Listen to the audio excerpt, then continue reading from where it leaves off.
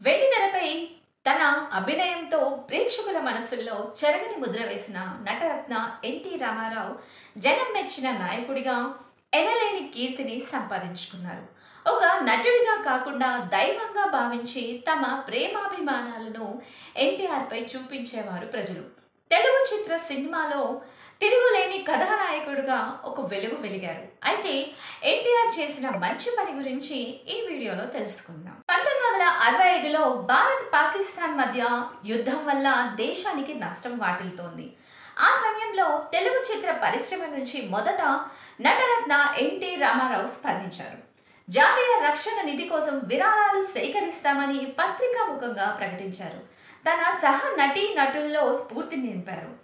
తను ముందు ఉండి అందరినీ సేవా కార్యక్రమాల వైపు నడిపారు. ఆంధ్రప్రదేశ్ ప్రజాక్షణ కమిటీ సహాయంతో 1965 మే 16, 17, 18 తేదీల్లో విజయవాడ, హైదరాబాద్, కర్నూలు పట్టణాల్లో వినోద కార్యక్రమాలు నిర్వహించి భారీగా విరాళాలు సేకరించారు. ఈ కార్యక్రమాలకు ఎన్టీఆర్ సారథ్యం వహించారు. తమ అభిమాన తారలను ప్రత్యక్షంగా చూసి ప్రజలు ఆనందంతో ఉప్పితబ్బిపోయారు. దేశం కోసం సినిమా తారలు చేస్తున్న విరాళాల సేకరణ కార్యక్రమానికి ప్రజలు తమ పూర్తి మద్దతు తెలియజేస్తూ ఉదారంగా విరాళాలు అందించారు. ఈ కార్యక్రమాల్లో ఎన్టీఆర్తో పాటు ఆ రోజుల్లో వెండితెరపై నటీనటులుగా వెలిగిపోతున్న ఎస్వి రంగారావు, జగ్గయ్య, కాంతారావు, గుమ్మడి, రాజనాల, రేలంగి, సత్యనారాయణ, పద్మనాభం, సావిత్రి, జమున వంటి ప్రముఖులు పాల్గొన్నారు. 3 పట్టణాల్లో ప్రదర్శించిన వినోద కార్యక్రమాలు ప్రేక్షకుల్ని ఎంతో అలరించాయి.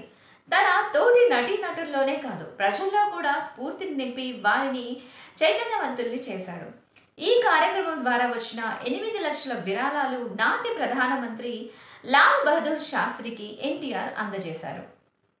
ఇదండి ఎన్టీఆర్ గురించి వీడియో. మరో ఇంట్రెస్టింగ్ వీడియోతో మళ్ళీ కలుద్దాం. చిన్న రిక్వెస్ట్, ఈ వీడియో కనుక మీకు నచ్చినట్లయితే లైక్ చేసి సబ్స్క్రైబ్ చేసుకోండి.